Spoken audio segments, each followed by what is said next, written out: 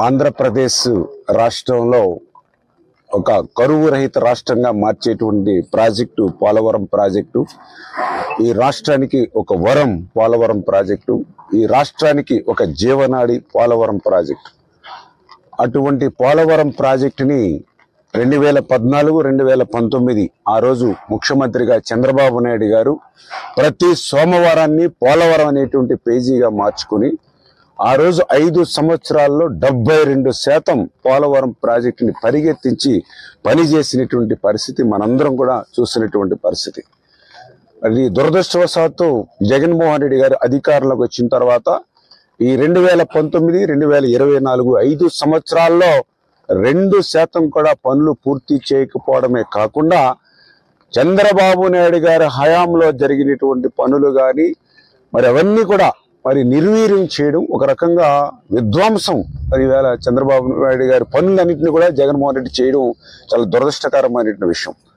ఎందుకంటే పర్టికులర్గా 2019లో జగన్మోహన్ రెడ్డి గారు అధికారంలోకి వచ్చిన తర్వాత ఆయన ఏదైతే ఇక్కడ పనిచేస్తున్నటువంటి ఏజెన్సీలు ఏవైతే ఉన్నాయో వాటన్నిటినీ కూడా ఏకపక్షంగా రద్దు చేయడంతో, ఏదైతే రివర్స్ టెండరింగ్ పేరు చెప్పి సంవత్సరం పాటు ఇక్కడ ఏ విధమైనటువంటి పనులు చేపట్టినటువంటి స్థితిలో ఏదైతే పోలవరం ప్రాజెక్టుకి సంబంధించి, ఎందుకంటే ఇది అత్యంత క్రిటికల్ ప్రాజెక్ట్. ఇది పోలవరం ప్రాజెక్టు సీజన్కి మార్పులు వస్తూ ఉంటాయి.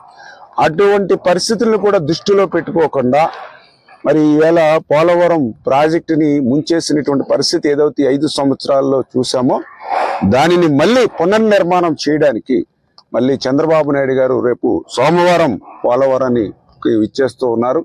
ఖచ్చితంగా ఏదైతే ఈ యొక్క 5 సంవత్సరాల పోలవరం విధ్వంసం ఏదైతే ఉందో, ఎందుకంటే ఆ మాట మేమేదో తెలుగుదేశం పార్టీ ప్రభుత్వ పరంగా మేము చెప్పట్లా, సాక్షాత్తు IIT హైదరాబాద్ వాళ్ళు చెప్పారు. ఏదైతే నీతి ఆయోగ్ కమిటీ ఒక రిపోర్ట్ ఇమ్మని IIT హైదరాబాద్ కోరితే వాళ్ళు రిపోర్ట్ ఇచ్చారు. ఇది ప్రకృతి తప్పిదం కాదు, ఇది ప్రభుత్వ తప్పిదం. ఏదైతే ఉన్న ఏజెన్సీని ప్రత్యామ్నాయ ఏర్పాట్లు లేకుండా రద్దు చేయడం ద్వారా, ఏదైతే 2019కి ఇంకొక 2 నెలల్లో అంటే మే, జూన్, జూలై నెలకల్లా పూర్తవలసినటువంటి ఎగువ కాపర్ డ్యామ్ని పూర్తి చేయకపోవడం వల్లే 2020 ఆగస్టులో వచ్చిన వరదలకే డయాఫ్రమ్ వాళ్ళు దెబ్బతింది. భవిష్యత్తులో ఇటువంటి తప్పుల్ని పునరావృతం ఇటువంటి బహుళార్థక సాధక ప్రాజెక్టులో చేయొద్దు అని ఇవాళ సాక్షాత్ ఒక IIT హైదరాబాద్ వాళ్ళు రిపోర్ట్ ఇచ్చారని అంటే జగన్మోహన్ రెడ్డి పోలవరం ప్రాజెక్టులో ఎంత తీవ్రమైన తప్పిదం చేశాడో ఆ తప్పిదం పర్యవసనం ఈవేళ ఆ డయాఫ్రమ్ వాళ్ళు దెబ్బతింది. దానికి మళ్ళీ ప్రత్యామ్నాయంగా ఏం చేయాలనేటువంటి ఆలోచన, అదేవిధంగా దానికి ఎగువన ఏదైతే కాపర్ డ్యామ్ నిర్మాణం చేశామో జనరల్గా దానికి కూడా ఒక 3 years దానికి పీరియడ్ ఉంటుంది. ఆ 3 years కూడా కంప్లీట్ కాబోతున్నటువంటి పరిస్థితుల్లో దాని స్ట్రెంగ్త్ ఎంతవరకు ఉంది, అప్పర్ కానీ లోయర్ కానీ ఇట్లా ప్రతిదీ కూడా అంటే 5 సంవత్సరాలు వీళ్ళు చేసినటువంటి నిర్వాహకం వల్ల పోలవరం ప్రాజెక్టే ప్రశ్నార్థకమైనటువంటి పరిస్థితి. అందుకే చంద్రబాబు నాయుడు గారికి, ఎందుకంటే ఆయన ఏదైతే ఆంధ్రప్రదేశ్ రాష్ట్ర విభజన జరిగినటువంటి పరిస్థితుల్లో 13 చిన్న జిల్లాల ఆంధ్రప్రదేశ్ రాష్ట్రాన్ని మళ్ళీ ఒక వ్యవసాయక రాష్ట్రంగా తయారు చేయాలి, రైతాంగాన్ని కాపాడుకోవాలనే ఆలోచనతోటే పోలవరం ప్రాజెక్టుకి ఆ రోజు పెద్దపీట వేశారు. అందుకే మళ్ళీ ఆ పోలవరాన్ని పునర్నిర్మాణం ఏ రకంగా చేయాలి, ఎక్కడెక్కడ ఏ రకంగా తప్పిదాలు చేశారు, ఇవన్నీ కూడా పరిశీలించి క్షుణ్ణంగా ఆయన క్షేత్రస్థాయిలో ఆయన పదవీ బాధ్యతలు ముఖ్యమంత్రిగా ప్రమాణ స్వీకారం చేసిన తర్వాత రాష్ట్రంలో ఫస్ట్ విజిట్, మొదటి క్షేత్ర పరిశీలన పోలవరం ప్రాజెక్టుకు వస్తూ ఉన్నారని అంటే ఆయన వ్యవసాయం పట్ల, రైతాంగం పట్ల ఆయనకి ఇస్తున్నటువంటి ప్రాధాన్యత ఏంటనేది మనకు అర్థమవుతుంది.